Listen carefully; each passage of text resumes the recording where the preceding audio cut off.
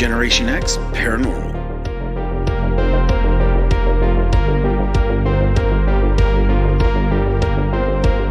Well, hey everybody, welcome back. Hello, everyone. So we are celebrating a holiday, as you can tell by the hearts around this guy here. Well, someday we're gonna have to come up with a name for this guy, I think. Yeah, maybe you guys need to let us know what he should be named. Yeah, We maybe need that name him ideas. Yep. or her. I don't know. It doesn't really matter. Name this. But anyway, so we are celebrating Valentine's Day, but actually we are calling it Valoween. So, I don't really know a ton about this holiday or just this new version of this holiday. So what we decided to do was bring back an old friend of the show. Yes, we have. We have Rissa Miller. And Rissa Miller has been on a couple of times, and we love having her on, but she's got a much better accounting of what Valoween is than I do. Do you know much about it? I do not. It's a recent thing, so Yeah. she's going to explain all that to us and tell us some stories. Yeah, we can't wait. So what do you say we bring her on? Let's talk to her. Sounds good. Hey, Rissa. Hello. Hey. It's so awesome to have you back on. Well, thanks for having me back again. I always enjoy being a guest on Gen X Paranormal. Yay. We love having you. Having you here. It's awesome. And you've kind of become which is great, but you've kind of become the holiday guest, which is perfect for us. It's nice to have it's always nice to have somebody to come on that can kind of share in some of that fun. So pretty excited. Well, it's a pleasure, and folklore, which kind of covers holidays, is definitely one of my areas of expertise.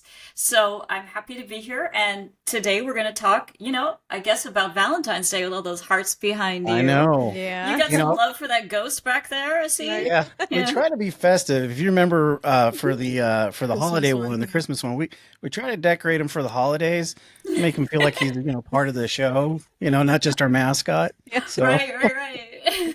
Yeah. Well, everybody should have a little more love for ghosts because, that's what we're going to be talking about today, right? Like ghosts in that's love awesome. stories. Yes. So.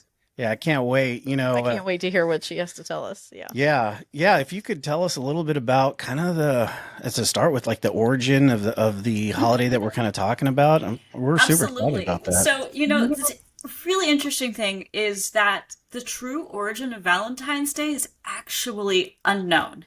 Historians definitely are not sure, and it could have come from multiple different places, but really nobody knows. So the name Valentine historically, especially in Roman times, was not unusual. It was a pretty common name. And there are lots of stories associated with people named Valentine, and there's even more than one Saint Valentine. So that makes it a little difficult to pin down the origin. Now, rewinding a tiny bit, some people like to say that Valentine's Day's pagan origin is Lupercalia. So maybe, but it's a holiday that celebrates fertility. It was a festival honoring Juno, the Roman goddess of marriage. But the thing is, a lot of historians aren't sure that they're actually really the same or that they can even be wedded together. That said, let's look at some stories about Saint Valentine. There was one really lovely story that one of the Saint Valentines restored sight to a blind girl, and later, legendarily, I don't know if this is true or not, sent her a letter, and it was signed "Your Valentine." So some people say that's maybe the history of the idea of Valentine's, but there's a lot of Victorian stuff. Shocking, I know, for me to say that, right? Surprise, the Victorians were involved. Of course. So in the Victorian time, it did become more common to think about things like lovebirds. In early spring is when birds start to fly back after winter, and that's when the phrase lovebirds became common. And then you also have the idea of offering chocolates or candy. Well, there weren't even chocolates and candy available through most of history. Sugar was a tropical crop, and it wasn't until industrialization that sugar was widely available. Right. Chocolate as well. Chocolate is from South America. It's not like they had it everywhere. So during the time of the Industrial Revolution is when stuff like that became more common, as well as paper greeting cards. So the idea of sending a greeting card wasn't even really a thing before the Victorian era. Maybe occasionally, people sent letters. Definitely love letters were a thing for, as long as people could write. But the idea of a Valentine came later. And Cupid was Greek, not Roman. So, Yeah. It all meshed together. yeah. Cupid was known to Greeks as Eros, and he was the handsome god of love. So all of these things have sort of mashed up together to give us the holiday we think of now as Valentine's Day. It's definitely a mashup holiday, though, and its modern manifestation is from all over the place. Right. I really like the newer versions, like Galentine's Day. It does trace its history literally back to Parks and Rec season 2, episode 16. I was just about to mention that. When Amy Poehler has the ladies celebrating ladies brunch and gifts and toasts, and I love that. It's a lot of fun. And then, of course, today we're going to get spooky and we're going to talk about Valoween. So Valoween is the mashup between Valentine's Day and Halloween. Yes. I cannot find a true origin. I think this started on social media. Okay. Yep. That is my official opinion on the subject. I cannot verify that for you. It doesn't seem to exist before about 10 years ago anywhere. It does seem to exist for quite a while on Pinterest. That seems to be where historically I can find the oldest posts about it. Wow. I still pretty can't. Cool though. Yeah. Yeah, it's cool. But also there's some debate apparently whether Valoween is February the 13th, which is also Galentine's Day according to Parks and Rec, or is it the same day as Valentine's Day, February 14th? You know what? Go for whatever works for you. I think. I mean, why not? I mean, if it's something created out of Pinterest and it's still relatively new, right? Hey, maybe it just hasn't really found its way yet. Right. Yeah. I did want to share that I got this cute spooky Valentine. I bought it locally to me in Pennsylvania at a place called the Dark Parlor, where the house artist Lauren Ray draws spooky greeting cards, and she has made a whole series of these spooky Valoween greetings. So mine has a centipede and it says, "I want to be your love bug." And I just thought it was too cute. I had to get a spooky Valentine since I knew I'd be chatting with you all. Yeah, that's awesome. That's really cool. What a great piece of art too. Isn't it lovely? Oh, yeah, no kidding. But it's not, unless you're on Pinterest, I suppose, it's not super easy, or Etsy, to find a spooky Valentine. And that's one way that I knew it wasn't actually going to go back to the Victorians or something like that. Right. They just weren't there. It just was not there to be found. So That's awesome. For those looking, you can always check out Etsy for all of your Valoween needs. Yeah. Nice plug for Etsy. Yep. Right? I love it, so I'm good with that. Yeah. Well, I feel like it's the small makers and artists that do these things first. And then large companies catch on because they're like, oh, this is a viable thing, then we can sell it. Exactly. So, but that's how these things always begin. Yep. Well, it's fun though too, because it's like kind of like the old days when we were younger. It was like you had these little artist communities and everything, and while that still exists in a lot of places, it's harder to kind of nail down. Now there's a much bigger community that's capable of doing that, so that's pretty cool. It is. Well, you can get things farther. Like from where we're at, there's not a lot of that to access. So definitely getting on there. You can get it from even, across the ocean. Absolutely. Which I have done. Yes, you have. Yeah, I also have done. That's where my Krampus cookie cutter came from, was somewhere in Europe. Yeah. That's cool. That one was not cool. available at my local Michael's. No, I wouldn't think that'd be the case. Or the I can't remember which one it was that did the poop thing. I'm sure that's not available at your local. Well, that is a Spanish tradition, so that's you right. Probably have to refer to Spanish makers to get those. Yeah, it's the Tio de Nadal, your favorite new Christmas story, right? Gosh, it makes me laugh still. Well, what's funny about us, my uncle contacted us after he watched that episode. He said, "You better not walk into his house and do anything." Yeah, he did actually say that's pretty hilarious. It was a total joke, but it was really funny. Oh, I love it. Um, Well, I'm so glad that he's able to embrace these cultural traditions. Oh yeah. all right, so let's move on to Let's get the into some yeah. spooky love stories. Yeah, I'm So, Okay. excited. Let's go for it. the First first one one. I have for you is kind of a Romeo and Juliet story, and some of these are going to be sad. I'm going to give you a heads up. Okay. The first one, we're going to go to New York State, north of Manhattan Island, even a little north of Sleepy Hollow. Mm. And we're going way back in time to when the villages there were Mohican. And Oh, Okay. there was a chief, and his village was, I might say this word badly. I don't know the Mohican language. So if anybody who is listening is an expert in native languages, please forgive me. I'm trying. I'm going to say that it was Patcoyote was how Okay. the village was pronounced. So okay. Okay. this chief had a really special daughter. She was really brilliant. She was really lovely, and everybody wanted to marry her. But one day, walking in the woods, she met a very special man. Unfortunately, he was the son of an enemy tribe.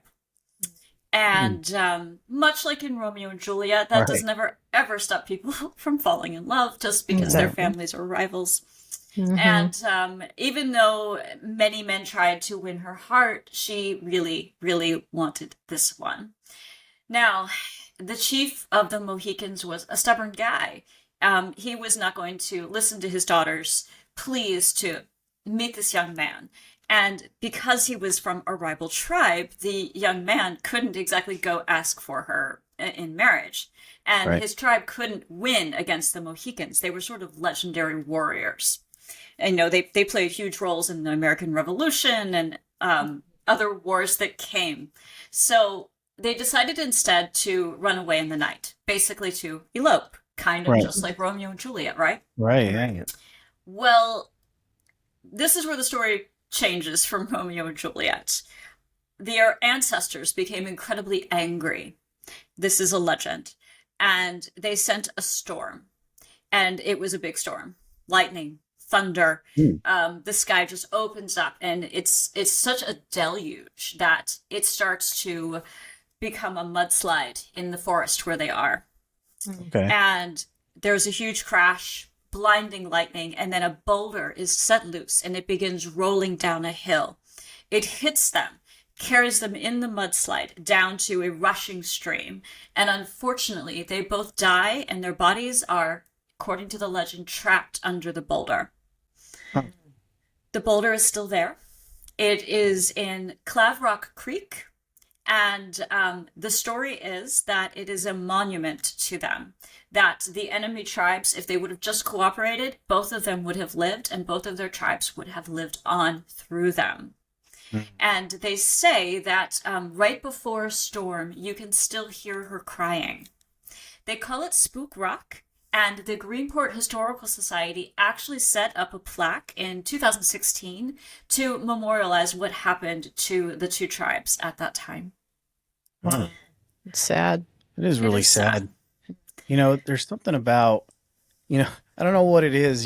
If you see a ghost and, you see the actual, if you see an apparition or not, but something about kids laughing or women crying scare the what out of me if that ever comes Mm-hmm. down to it. I don't know what it is, just the thought of that. It's kind of haunting. Yeah. Yeah. Well, I feel like this is one of those stories that, even though it's quite tragic and there was loss of life, that there's a valuable lesson. Sure. Mm-hmm. Yeah. Cooperation always beats trying to run away, and it isn't always going to be feasible. I'm sure that their parents would have probably never been into the idea, but then at the end, it would have been so much better than what happened. Losing both of them. Right. Yeah. No, that it is absolutely a great message in itself, and yeah, I mean, right, kind of out of the page of Romeo and Juliet. But yeah, if you have two battling entities, but yet they can't find common ground, tragedy happens. So Mm-hmm. no, Yep. that makes perfect sense. It sounds similar. When you started the story, I thought it was this other thing that I had heard, and I don't know where it is. I just remember something about a story about a Native American woman, and I thought it was similar to that, but it has to do with a waterfall somewhere.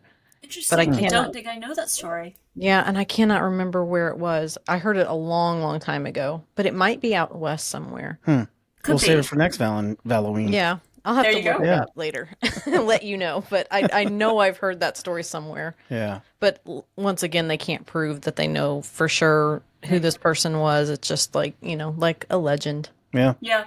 We know there are definitely a lot of stories of natives, male or female, that fell in love with colonists, and it was just not approved by either side. Right. And Right. once again, here we are in a space where it's like, if people cooperate, love always wins.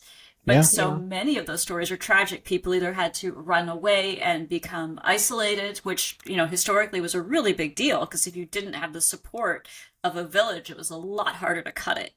Right. And, yeah. if you didn't have a community, either people were in that scenario, or often one or both partners died. Right. And it is tragic. It is absolutely a sad and difficult lesson that I feel like humanity's still working on. Yes, unfortunately. Yeah. So. Yeah. So moving a little further south into Pennsylvania, my next story is at a place called the Accomack Inn. Now, the Accomack is a native Algonquin word meaning across the water. And the inn is a real place. You can drive by it right now. It is for sale. If you have $1.5 million, you could purchase it. On a whim, whatever. Why not? My birthday's coming up. Sure. I think our checkbook's sitting if around you here want a somewhere. haunted restaurant of your own. That would be awesome. I'd love to buy something like that. That'd be really awesome. That would be neat. Yep. So the Accomack is a real place. I have dined there in my life. Now, they have been closed since, I believe, 2019. But as a child, I ate there. My parents have been there several times. And it was a really lovely place in its day. I'm not sure what happened or why it closed. I don't think it was because of the hauntings. The hauntings there are actually kind of beloved in their community, much like the Accomack itself. This is the place where the first steamboat in America was launched. It is the landing place on the Susquehanna River where the Marquis de Lafayette came in 1778 and signed the treaty where France joined the United States against the British. So it's a place with lots of very cool history. Yeah, no kidding. But embedded in that history is the ghost story. Dun, dun, dun. So in 1874, the Coyle family, John and Mary, owned the Accomack Inn. And they had a son named Johnny Jr. So he was a really excellent sailor and a good boatsman. And since they lived on a river, that made him a very fine prospect. They owned the ferry station and the inn. Unfortunately, he also had a really bad temper. And he was kind of unpredictable. His behavior was challenging. If we were looking at him today, we might say that he had some emotional health issues to work on. But they didn't have that kind of language in 1874. Right. So they employed a young woman who was an orphan from Chambersburg named Emily Myers. Now, Emily would have been doing very well to marry Johnny, because he was completely smitten with her, since she had no family and she had no dowry. However, she knew him. And she was like, nope. He asked her repeatedly to marry him. And she always said no, and just continued to do her work. So on May 30th in 1882, he asked her one more time, and she said no. And Johnny decided that if he couldn't have Emily, nobody else was going to have her either. And he shot and killed her in their barn. Oh my gosh.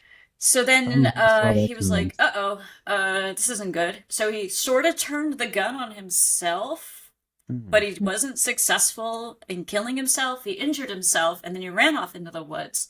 And 10 days later, he was caught and charged with her murder. Wow. Yeah. He was found guilty of her murder, but because his family was so prominent, he was able to get a retrial.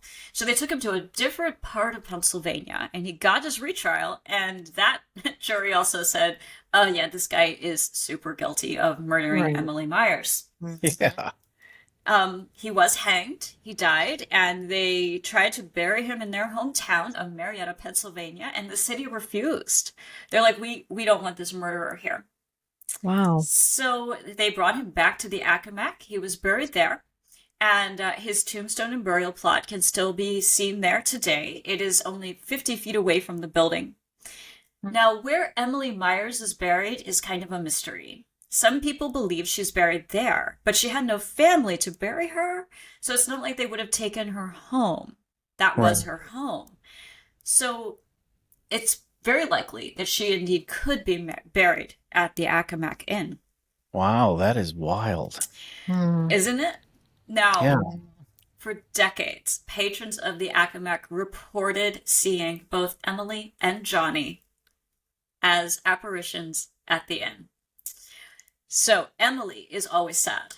Emily is always crying. She will frequently show up as a full-bodied apparition, pleading for help, weeping into her hands. I have not personally seen her, but my understanding from witnesses that she shows up so fully formed that one time a staff member was closing down for the night, thought there was a woman sitting on the porch, called the police. The cops get there, and it's the ghost of Emily crying. Wow. So the cops actually saw that? Apparently a lot of people have seen her. Wow. Now, Johnny does not show up as a full-bodied apparition, but even in death, he seems to have kept his bad temper.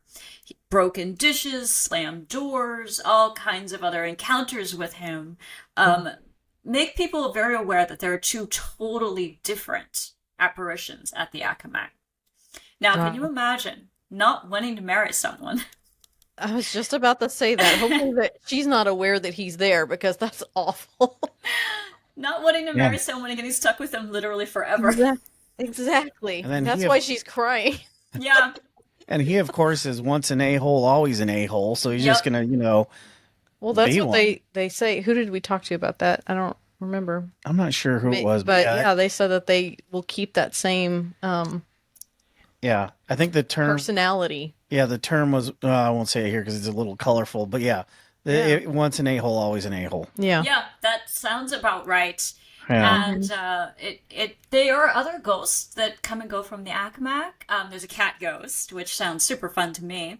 Nice. And there's the ghost of a Confederate soldier who was a spy.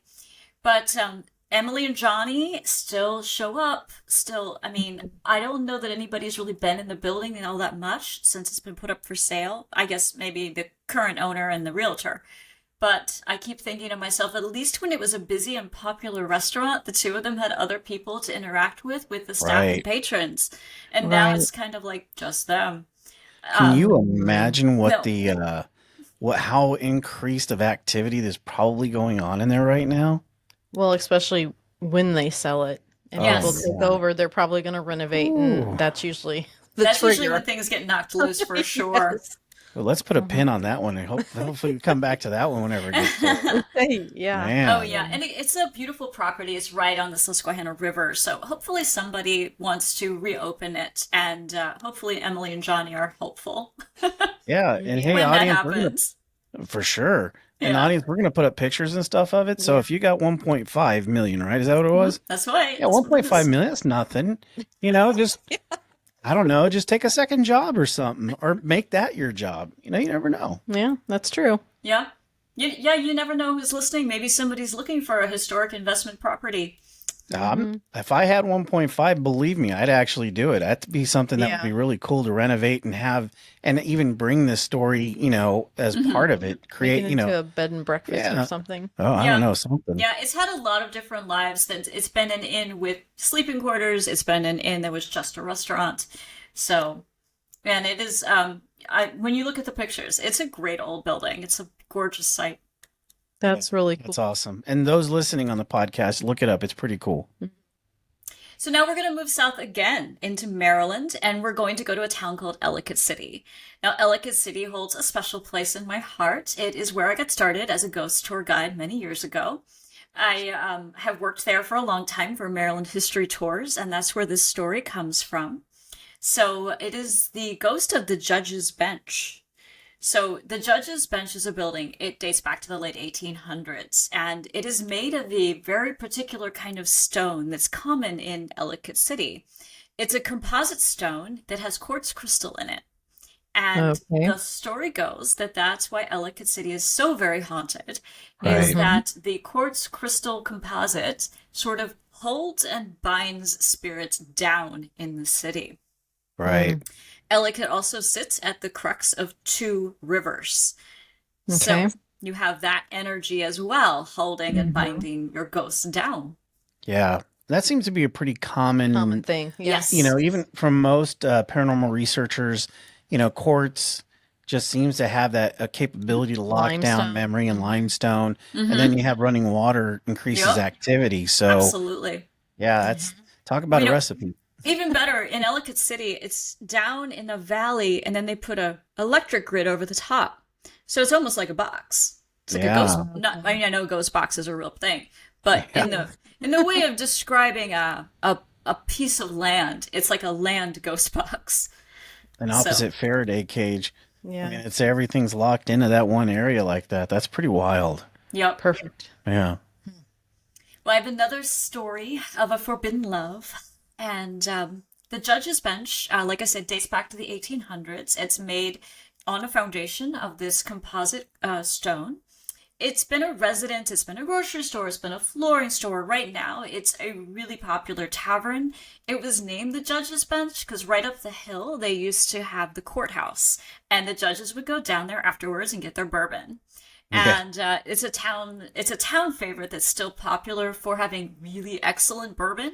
I think I even sent you maybe a picture of like one of their really famous bourbon flights. Yeah, we'll sure. put it up. Yeah, we'll put it up there for sure. Yep, And I do that's love still a bourbon. thing. They've still got it. So in the 1940 to 1970, it was called Burger's Grocery, and it was kind of a mom and pop local grocery store before we had things, like Kroger and huge complex grocery stores like that. Right. Back when, you went to a mom and pop store to get your food. Yep. And the couple who owned the store started their business right after they were married. They lived upstairs from the store, and they had a daughter. Her name was Mary. Now, nowadays, Ellicott City's a sort of upscale tourist destination. But back then, in the 40s, 50s, 60s, 70s, it had a reputation as a different kind of town. It was a town that had survived the Prohibition and come out just partying and happy and ready to go. And it was a town known for basically wine, women, and song. In fact, it was such a reputable town that even the local Fort Meade military the soldiers there were told they were not allowed to go to Ellicott City because it was so wild, which is probably like, you should go to Ellicott City. Yeah, that means every soldier was there. Yeah, pretty much. Yeah. So, that said, they didn't want Mary to date any boys from town. They wanted to find her an honorable young man to be her husband. And by the time she was 19, of course, she met and fell in love with a boy who was from Ellicott City. And her parents were like, yeah, no, you can't marry him. We don't even want to meet him. And she couldn't see any way this was going to work out in her favor. So unfortunately, in 1962, Mary hanged herself on the third floor of the building. That's sad. But she never left. She is a very popular ghost about town. The Judge's Bench, folks who work there, the current owners. The current owners, when they took over, were non-believers, and they have since changed their minds and decided that they are believers. And, there's a sort of a happy addendum to the story. In the late 90s, there was a young man who was going to college in the area, and he worked at the Judge's Bench as like his, college job as a bartender. He could see Mary and he could interact with her. And the story goes that all the years he was in school, and then he even stayed after because he and Mary really developed a great friendship. And he didn't want to leave and move on to his professional career because he had to leave her behind. Eventually he did. He couldn't stay forever. But the guess to me, the happy part is at least she finally got to have not only someone who could see and interact with her as a ghost, but she got to have her Ellicott City boy and at least have that relationship with someone even after her death. Oh, wow. It's sad. Yeah, still. it's sad. It is. It is a tragic story. It is it was yet another story. Yeah. It's very sad. But Well, yeah. I do love that she at least she does have a lot of interaction. People go in there just to look for her. Apparently she's very playful. She's still a 19-year-old. You know, Right. she's stayed forever. I know several people who've had interactions with her in the bathrooms and in the different parts of the pub. But she's a very busy and active usually spirit. Playful? Yes, she's Yeah. always kind of upbeat. Okay. She's like I said, she's a 19-year-old. She will always be there in that So in did that they age. see her and hear her, or is it she's just moving stuff around? All of the above. All of it. That's cool. All That of is the cool. above. Yep. So she's not what some people consider residual. She's more not residual. Ellicott Right. City has lots of residual stories, but I chose Mary specifically because she is a very active, interactive. That's Okay. awesome. Those are the best. Yeah, they are the best. The residuals are good because they're just as paranormal, but And they tell a story. Yeah, they Yeah, tell a they do. story. But the active are always But when you get a fun. response from Yeah. them, it's different. Different is a good word. Well, yeah. Positive or negative. Yeah. So now I'm going to come all the way over to Missouri, to Springfield, right. to Oh. Phelps Grove Park for another story of lost love. Well, that's So- a familiar It is. place. Yeah. So, since the two of you know Phelps Grove Park, any chance that you've seen any ghostly activity there yourselves? No, No. and I went to college in Springfield, and that was the big story. At Phelps Grove Park, you need to go there. So we were there all the time, but I never saw anything, and Yeah. most of the people don't see anything. It's just mostly like a legend. Yeah, I think and it whenever could be a legend. I dug around a lot on this one. I really wanted to find names, and Right. I couldn't find them. It doesn't mean they're not there. right. It just means, without being in Springfield, Missouri, and going to your newspaper archives, I could not find them online. Right. Well, I think even having gone there myself, everybody talks about it, but I don't even know if I remember because I know you'll get into it. Well, there's a bridge involved, There is. but there's not. I'm not 100% sure where the bridge would have been because there's a couple of places where it could have. It still technically exists, been. and there's a picture. Oh, okay. yeah. Maybe that was you off. just of that. forget where it is. Yeah, I did. Well, there are probably. 3 entrances to the park, says the woman who's never been That- there but looked at maps. Yeah. That's what confused me. There are Yep. 3 entrances. There are yes. 3 entrances to the park. So Phelps Grove Park actually dates back to 1914. It was at the south side of the Springfield city limits back then, and it was part of the John and Mary Phelps homestead at the time. They're kind of considered the founding mother and father of the city. He was a Missouri congressman, he was the governor of Missouri, and his wife Mary was involved with educating orphans after the Civil War. Mm-hmm. Yep. Today, it is a 31-acre park, and it's not as big as it used to be. They've No. sort of trimmed it away over time, but it does still have the McGregor wading pool, a memorial rose garden, a baseball field, walking trails, tennis courts, and lots of pavilions, and the Fieldstone Bridge. Now, I love bridge stories because the thing about bridges is that they're liminal space. Meaning a bridge is kind of, that connection between this side, and in the middle, you're kind of floating. It's Yeah. Right. the perfect place for ghost stories, right? Sure. Absolutely. Almost all bridges seem to have a cryptid or a ghost story or something. Mm-hmm. Yeah. So Especially this a one, la Mothman, but yeah. yeah. Well, I'm a big fan of Mothman personally, but Yeah. I don't know. I don't think that I would say Mothman is my favorite cryptid, but he's up there. He's up there. Probably top 5. Top 5. Yeah, for sure. Yeah, for sure. Ours too. Yeah. Yeah, top 5. I'm sitting here like, what is my favorite cryptid? I don't know. There's a lot of. I good don't ones. know. They interchange for me. Yeah. Yeah. Wait, mine let is me Loch get Ness back Monster. to the park. Yeah. Sorry. So- You get lost a long time with that. But yeah, you're right. Let's head back. So the interesting thing about this particular Fieldstone Bridge is that it's not going over a body of water; it's arching over a drainage canal. So maybe it's possible, Logan, that you just overlooked it. I probably did. You've seen it. He just forgets. I Because did. it's not a huge bridge. Okay. Makes sense then. So the story would date back to pre-1950s. And in the 1950s is when more and more people were able to afford cars because they were starting to be mass produced, manufactured in factories. Before that, cars were only for the very, very rich. This is a horse-drawn carriage story at its core, at its beginning. I did find modern takes on this that say it was in the 70s or 80s and a car flipped, but there's a lot older stuff on it on a carriage. So I'm going to place the origin of this pre-1950. On their wedding night, a couple's crossing the bridge in their horse-drawn carriage. Something spooks the horse. The carriage tips over, which happened a lot when horses spooked, especially if they reared up. And the carriage tipped over the railing of the bridge. The way the carriage landed, it instantly killed the couple. And the story is that people still see the woman in her wedding gown walking under and around the bridge. Yep. This is another story of super tragic loss. They call her the bride of the bridge or the bride under the bridge. There's another story that the horse was frightened by robbers. Now, we'll learn here very shortly, not in our next story, but the one after that, that highwaymen and robbers were really common historically. But so that's definitely a possibility of what could have spooked someone out for a wedding night carriage ride. Right. You know? Yeah, and that's definitely. Sorry, I mean, go ahead. I'm gonna catch you off mid I was sentence. going to say, you know, if I were a robber and I saw somebody in all their wedding finery, I'd be like, I'm taking the bride's jewelry. Yeah, That's a thing that definitely could have happened.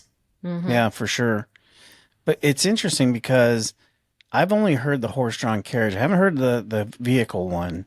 No, I mean mostly it just centers around. They say the lady in white. Yeah, that's what usually they call her, is Lady in locally. White. And to this day, it's still a big thing. It's not like it's gone away. It's still a very active, if they want to say it's a legend or whether or not it is or not, but it is still very active today. And I still think people even go there and try to do like paranormal research in that area too. So I did read that as well. That right around that bridge, they do detect EMF and EVPs and things like that. Right. Which is why I really wanted to find newspaper stories about what happened. Right. And it just was hard to find things pre-1950 to dig on at a distance. So, right. You know, if I ever get over there, I'm going to look it up. Yeah. Hey, let us know. We'll meet you. Sounds good. These legends always start from something. Yeah, they do. So, they do. And there's always that origin story, which, you know, is part of what I love to find. I love to find the beginning. Yeah. Yeah. Yeah. It's also nice to call a ghost by their name. Yeah, exactly. Right. Get more response. Yeah, because you don't want to go, "Hey, Lady in White, do something." Yeah, but, and you know, honestly, I even like the Bride Under the Bridge better because Lady in White has become a trope. And I'm not saying that there aren't ladies in white. There certainly are. But it's kind of like, hey, you know? Yeah, exactly. That's what true. They call every lady that's anywhere. Some the lady white in white gossamer gown, and yeah, there's the lady in white, the lady in gray, the lady in red, and these are all super common tropes now in the ghost world. And I'm kind of like, well, who is the lady in white? Because they're not all the same. Who is this lady in gray? I have a name, people. Right. Yeah, exactly. And you know, even if even the Bride Under the Bridge is a little more defining. We'll go with that. Bride Under the Bridge. We'll just call it right now from this moment forward. Yeah, there you go. Bride You'll Under have to spread the news. Yeah. Yep. So now we're going to head to New Orleans. What is a series of ghost stories without one from New Orleans, right? Absolutely. You gotta love a New Orleans ghost story, especially when it starts at the first legal brothel. Okay. So the year is 1821. And we're going to be heading to the Dauphine Orleans Hotel. It is still a real place. You can absolutely go there and get a drink in the bar or spend the night if you feel up to it, I suppose. And I have indeed been there. I did not spend the night, but I also didn't have any otherworldly experiences. And disappointing, but true. This particular hotel is also known for its signature cocktail, which is called a Pim Cup. Now, most people are going to be like, Rissa, that's from England. Well, New Orleans has its own variation on the Pim's Cup. Yes, it did start in England. It came from London in the 1840s. 100 years later, it landed in the French Quarter, and they changed it. They added lemonade Seven Up, which was a real thing in 1940, because Wow. Seven Up started in the 1920s, and Cucumber. So Hmm. it is considered to be a refreshing cocktail. It's gin based, and if you go to this particular place, it's supposedly one of the best spots in New Orleans to get one. And maybe you can sip on it and look for Millie Bailey. So, May and Millie Bailey were Irish sisters. They immigrated with their parents in the 1850s, and unfortunately, their parents died. So, they had to sort of rapidly come up with a plan B. And May decided the best way to make a lot of money was to open a brothel and to employ other women as sex workers. So, this is a lot to take in, and historically, this was definitely a way a lot of women chose to go because this was a more viable living than most things that unmarried women could do. And I'm sure that maybe somebody will have something to say about that, but historically, this is unfortunately a reality. History is history. You were never going to make a living as a maid or a cook the way you could as a sex worker. Right. End of Right. story. Mm-hmm. So, and also in the 1800s, if you didn't have a husband, well, that was a whole other thing. Now, Millie was not as excited to open a brothel as her sister, but she kind of had to help anyway. And she wanted to do something different. And so, as Storyville became a very famous part of New Orleans, which is, it's a tourist district now, but back then, it was also known as, I think, the Scarlet Thread, because that was the part of New Orleans, Storyville, that was where all the brothels were. Okay. This was legally sanctioned prostitution, I'm going to let you know. It was Sure. a true red light district. They had the red lanterns hung out in the windows, and sometimes the girls were in the windows, like live girls in the windows. And May Bailey's place was probably one of the most famous brothels in the history of New Orleans. Wow. So yeah, so if Millie, her sister, wasn't crazy about it, well, she got dragged kicking and screaming. Yeah. Yeah. Right? Yeah. So the Dauphine Orleans Hotel is still there. It's really well known because it is where John Audubon painted the birds of America. I mean, Really? if you're going to Where paint we- somewhere, I might as swear well be we there. went there on tour. When we went Did you through go the- there? May have walked that. Yeah, I Well, we've think been to New Orleans. Yeah.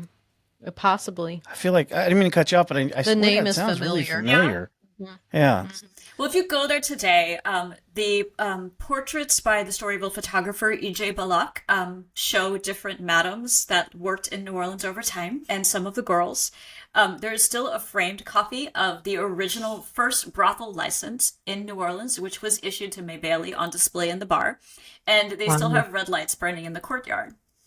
So, That's interesting. yeah, there are a number of famous ghosts there. There are Civil War ghosts because it also served as a Civil War hospital. There is a girl named Jewel who was one of the sex workers, and they say that you can still see her dancing in the windows sometimes, and that she has a cat companion that shows up as an orb. But Millie Bailey turned out to be the most famous ghost, unfortunately. They call her the Lost Bride of the Dauphine Orleans Hotel, and she did, in fact, find a man to marry. And there's two ways the story can go. Some people say he was a military officer with a gambling habit. Others say his actual profession was gambling. Either way, this doesn't sound good, right? No, Right. It's it's gambling. already a recipe for disaster. Yes. Yeah. So the very day of their wedding, he died due to a huge gambling debt. Oh my gosh. And some tellings of the stories say that he was killed, which, I mean, historically, if you had a big gambling debt, that's something that happened. Yes, it is. Others Yes, say it that is. he ran this huge gambling debt up and he didn't want her to marry into it, so that he killed himself so that they would not marry. Either way, Okay. this is like the worst setup ever for being left at the altar.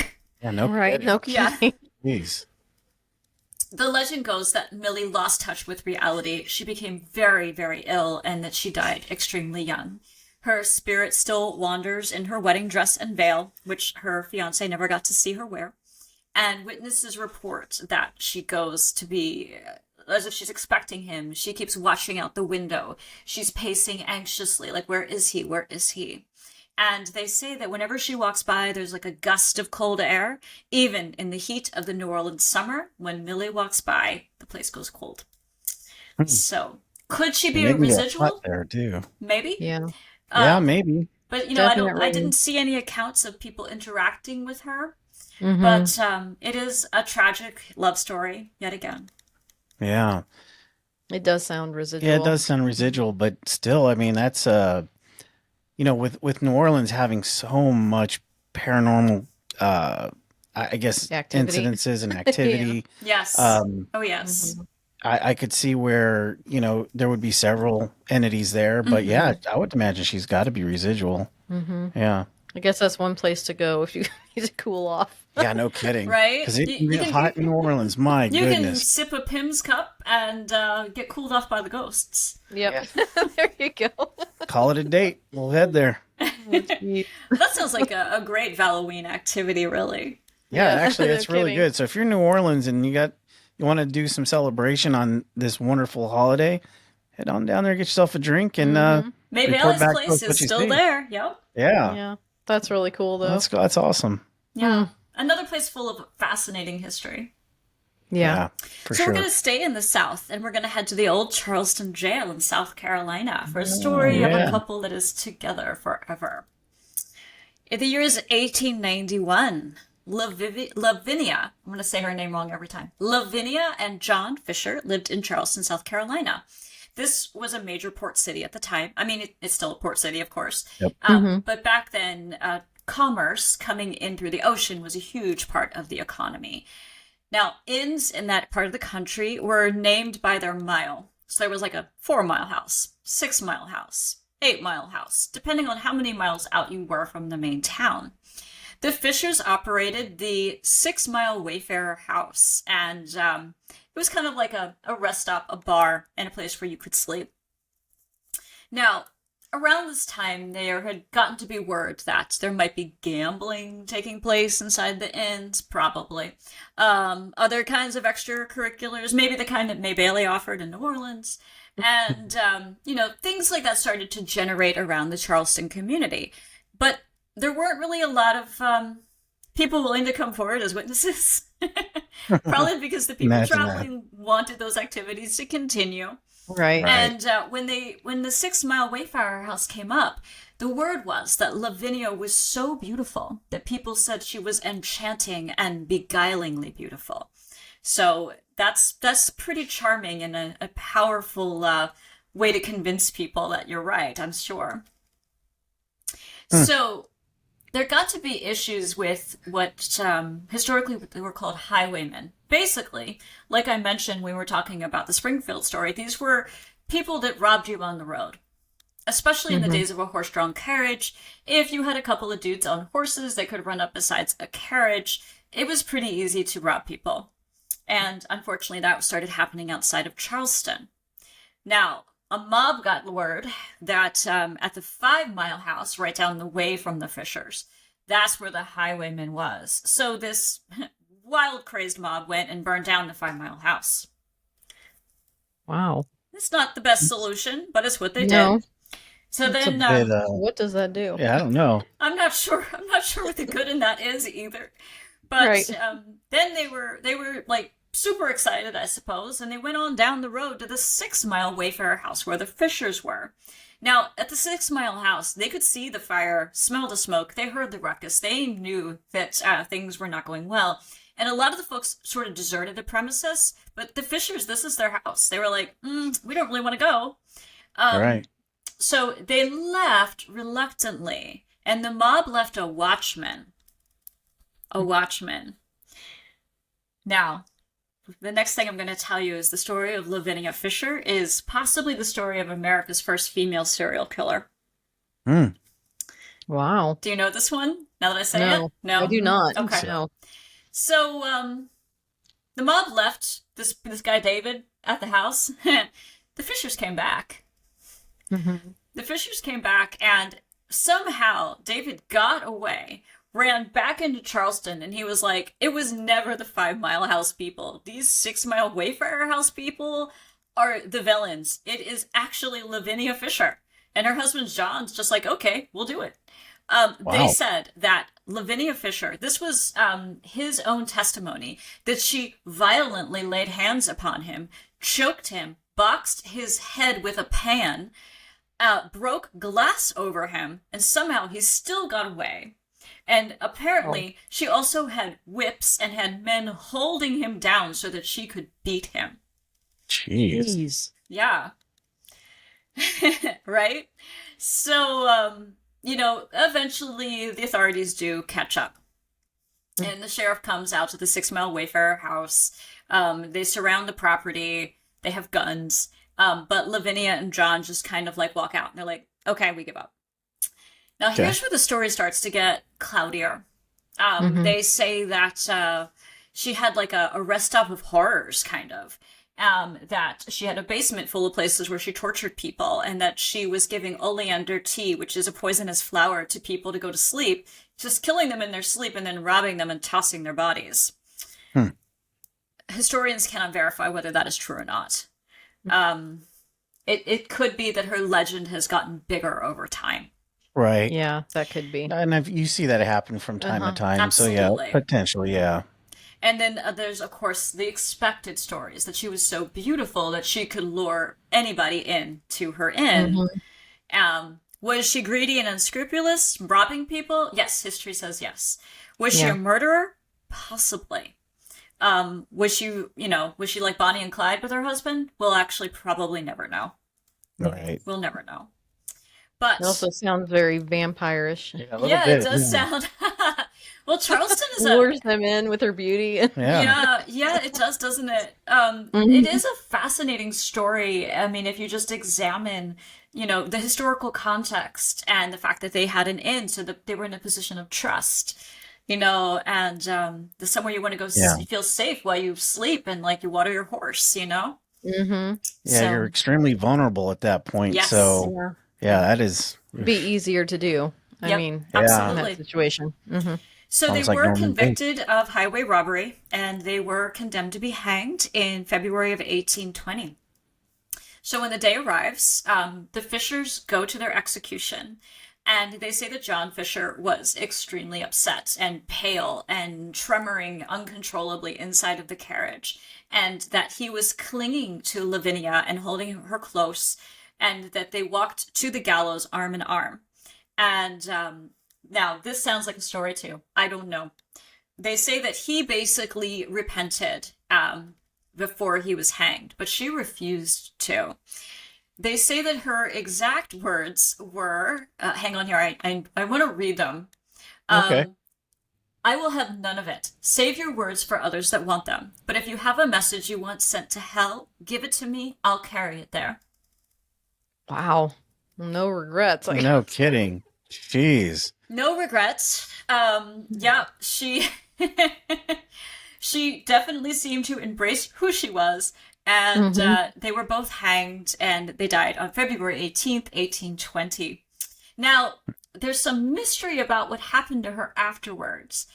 Allegedly, they were both placed in a potter's field, which you probably know is a cemetery where the graves are not marked. Right, a pauper cemetery or Exactly, whatever they or call a criminal cemetery.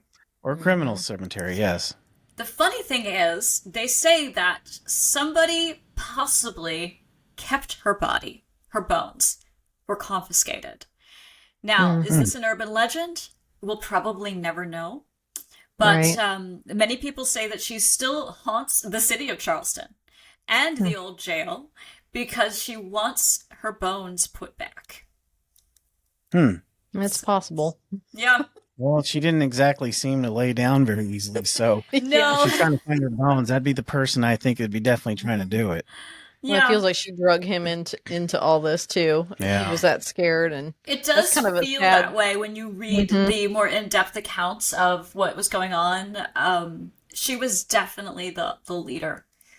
Yeah, for sure. But indeed, they were hanged together forever, except that she's the haunt. He's like, I'll have none of it. I'm good. I'm out. Yeah. Thanks for the memories. We're gone. And Is she the was Old like, Town Jail in Charleston? Is it down near the We've river? seen it, yeah. Yeah, we've seen Yeah, it. we've "Oh seen it. yeah, I they think they do so. tours. Hmm. They have Hmm. like just regular history tours and also of course spooky tours." She Yeah. was the first woman hanged in South Carolina as a criminal, so it sounds like she was definitely a character. Oh Yeah. yeah, for sure. Yeah, I would Very say so. colorful. Let's say Yeah. that. Yeah. Yeah, and that's such a that town with its history and just Uh-huh. again, kind of like New Orleans, Hmm. has that same That pedigree of just that vibe about it. It yeah, does. just wild stuff that's happened there. It does. So I have one more story for you before we Okay. run too late. I want to tell you a happy Together Forever ghost story. Oh, good. We'll Yay. end it on a positive note. Yeah, I definitely planned it this way. Awesome. I had my most shocking story, and then I'm going to have my sweet, happy ending. Oh, Okay. good. Okay. So in Florida, there is a place called the Don Cesar Hotel. And I have a friend who's stayed there. And I asked her, I was like, what was your impression? And she's like, well, it was definitely haunted. She goes, just saying. And I was like, excellent. That's what I really wanted to hear you say when I asked your impression. So it's also called the Pink Palace. It is a huge pink hotel, surprising no one in Florida. And Right. it was built to honor a lover. So it is at St. Pete's Beach, and it is a Moorish architecture style. There are other things like that in Florida, but Mhm. the woman that it was built for was Spanish. So it was also built to honor her Spanish Mediterranean lineage. It is Okay. considered the most haunted hotel in northern Florida, and according to legend, it harbors a pair of star-crossed lovers. So Thomas Rowell was born in Massachusetts in the 1890s, and he was educated in England, in London. So he went to see an opera called Martina. No, I'm sorry, Martinana. I'm not a huge expert on opera, so forgive me if I'm saying that No problem. incorrectly. Nor us. So Yep. yeah, no Martinana problem. is the opera, and that is also the name of the leading character. The male character was Don Cesar, the name of the hotel. He loved this opera so much, and the leading lady, the actress, oh my goodness, he was just smitten with her. This is the Spanish Beauty.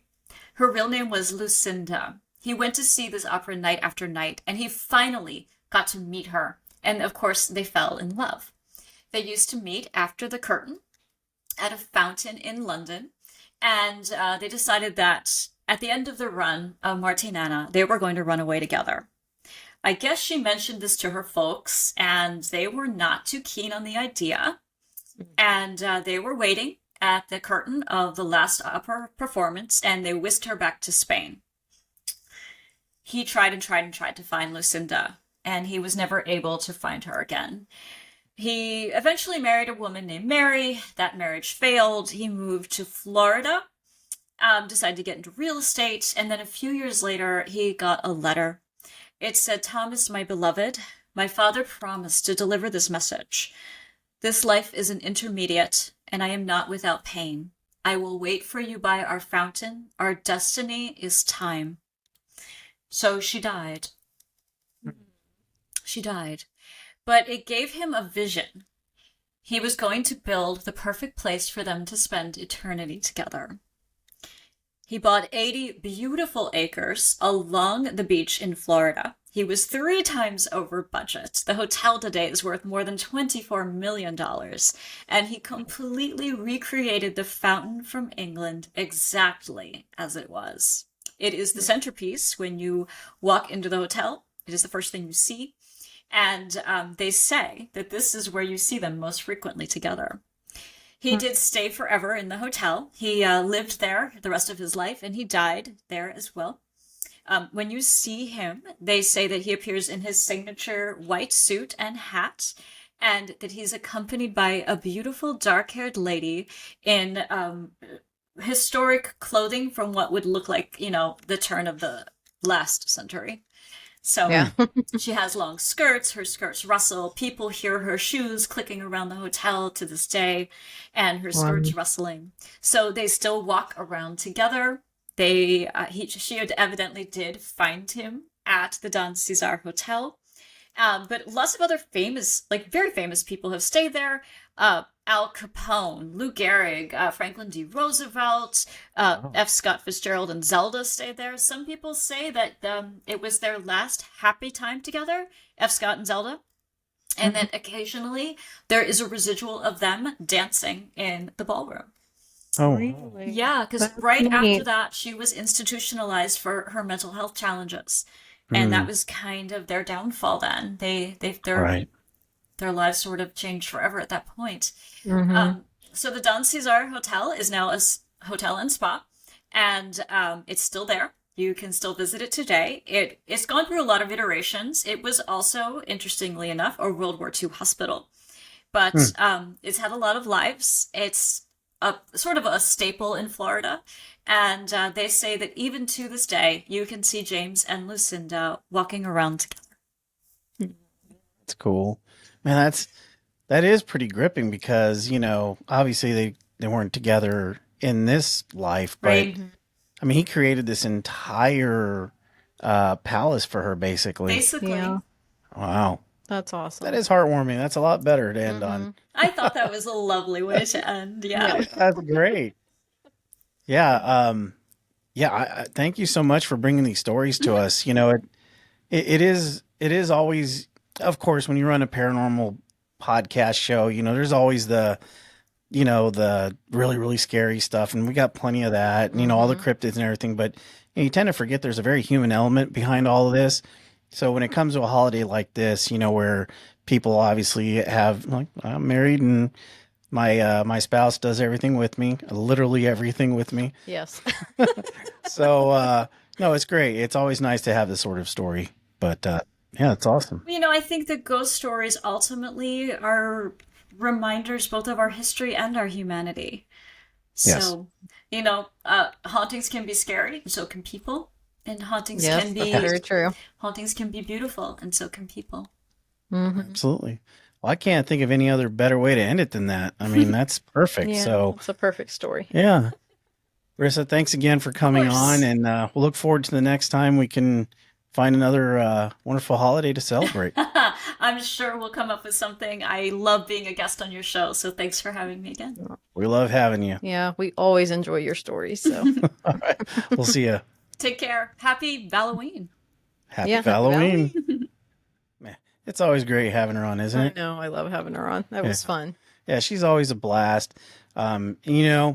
She has got to be one of the best storytellers out there. Honestly, I mean- she's so knowledgeable, and yeah, Yeah, she's always so I'd much love to fun. go to to. watch. She actually is a tour guide, Yeah, so I would love to actually go be a part of that crowd and Hey. and listen to her. yeah, Rissa, we may head out your way.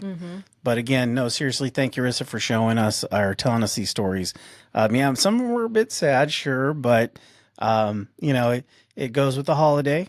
Yeah, but when they're ghost stories, they got to be a little sad Yeah, because that's that means true. they're not here. That's a good point. I guess I kind of showed me on that one, but well, I mean, it was a good episode. We've had some fun. We've had some really good episodes of recent. Today was no different. Gosh, thank you so much for all the growth lately, guys. It's been great. We always say it on our show, but we do have a Facebook, Generation X Paranormal Podcast. Please, please, please follow us there. If you're listening on the podcast, please follow us there as well. And of course on YouTube.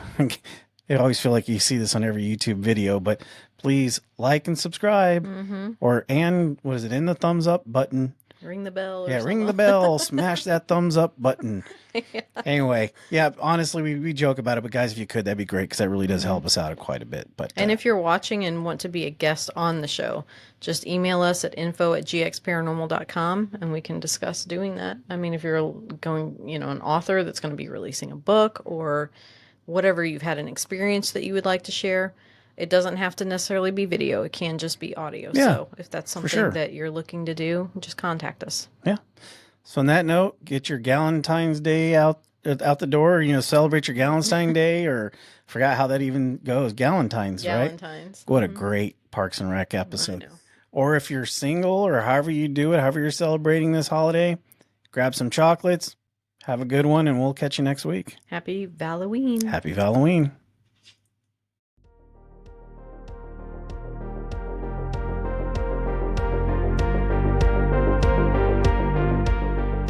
Music by Carl Casey at White Bat Audio. Check out our YouTube at Generation X Paranormal. Also, check out our Facebook, Generation X Paranormal Podcast. Love to have you. See you then.